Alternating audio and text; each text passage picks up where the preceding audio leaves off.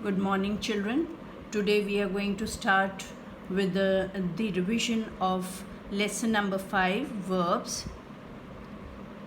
The first sentence which is given here is, the musician showed some tricks.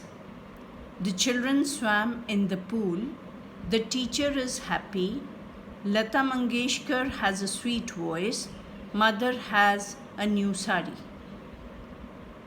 These sentences can be divided into subject and predicate. And in the first sentence, the verb showed tells us something about the musician. And in the second sentence, swam tells us about the children. And in the third sentence, we come to know about the state of the subject, that is teacher. She is happy. And sentence fourth tells us about possession. Like Lata Mangeshkar has a sweet voice. Here, what does Lata Mangeshkar have? A sweet voice. So it is telling about the possession of Lata Mangeshkar. Mother has a new sari. Here, what does mother have? A new sari. It tells about the possession. So the words which say something about the subject are called verbs. So these words showed, swam, is, has in this one tells us something about the subject. They are called verbs. And a verb denotes action, as in the first two sentences, showed and swam tells us about the action. And in the third sentence, is tells us about the being, that the teacher is happy. And in the fourth and fifth sentence, has tells us about the possession. What does Lata Mangeshkar possess, or what does she have? Sweet voice. What does mother have? A new sari. So verb denotes action, being, or possession. Now next we come over to the object of a verb. The cat drinks milk. What does the cat drink? Milk. Here, milk is called the object of the verb drinks. The teacher punished Satish. Whom did teacher punish? Satish. Here, Satish is the object of the verb punished. The dhobi washed shirts. What did the dhobi wash? Shirt. Shirt is the object of the verb washed. So when we get the answer to the question what does the cat drink? Milk. Whom did the teacher punish? Satish. And what did the dhobi wash? Shirt. So when we get answer to what and whom with the verb, that is the object of the verb.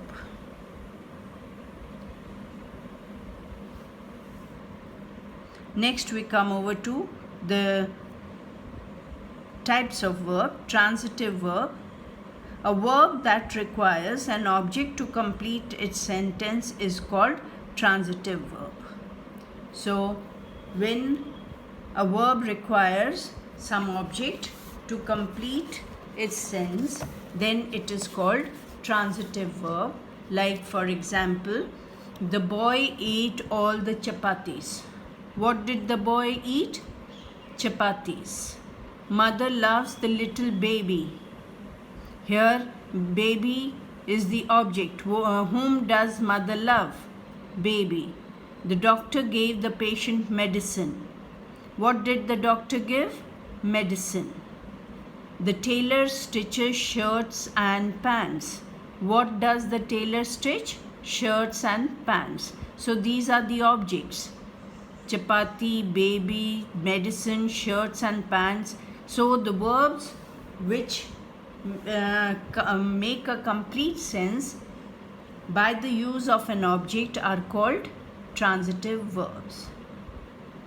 Then we have intransitive verbs like the baby cries, the boy played, birds chirp, the thief ran. In the above sentences, verbs make good sense by themselves.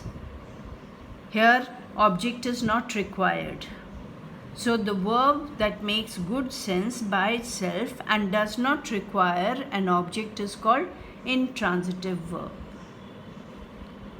Some other examples of intransitive verbs are: the boy was running. Here again object is not required. The boy laughed. The sun shines. The baby cries. Dogs bark. Sparrows chirp. The angel smiled. The sun shines. So all these are intransitive verbs because they do not require an object to make a complete sense. They are themselves sufficient to make a sense. Next we come over to incomplete verb or complements. Father is happy. The audience seemed pleased. The old woman looked tired. The girl became sad. In the above sentences, the word happy is complement to the verb is. Here, father is happy. Here, this happy is a complement to the verb is. And the audience seemed pleased. Here, pleased is a complement to the verb seemed. Next, the old woman looked tired. Here, tired is a complement of the verb looked. The girl became sad. Here, sad is the complement of the verb became. So, the words happy, pleased, tired, and sad that we have used to complete the sense are called complements. So, the words which we use to make a complete sense is known as complement.